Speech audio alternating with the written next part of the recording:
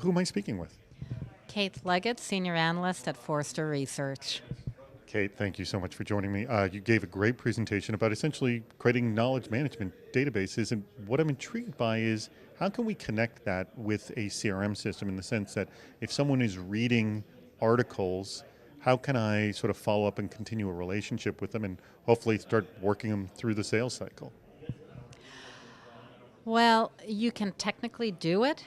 The volume of hits on, for example, a web self-service site that is powered by a knowledge base may be so overwhelming that you can't actually do it.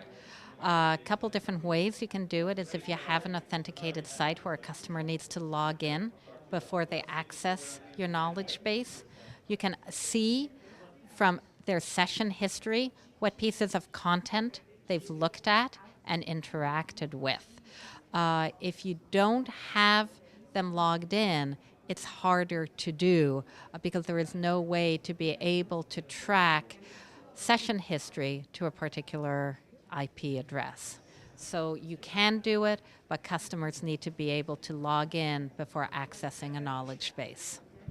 Is there any failure on that in that, a lot of people when they begin their research don't necessarily go to the company site, they begin at Google, and if you sort of gatekeep content behind essentially a login process, will that information become visible to Google? No, and a lot of self-service sites have content that is not authenticated that shows up in search results. However, if you do that, it's harder to track or to tie a customer's identity with the pieces of content that they have interacted with. What you can do are use other techniques to be able to interact with customers as they're looking at content.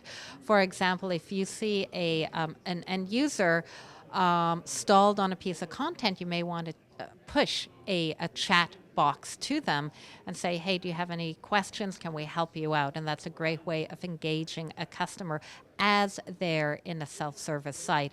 Or make it very easy for an end user to escalate to a phone agent or to email to be able to continue that dialogue if they have a question.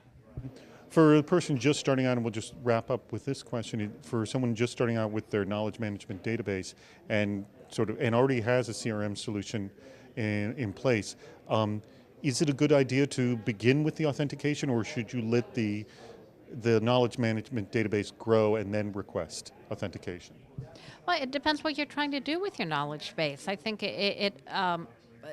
you have to look at your usage scenario.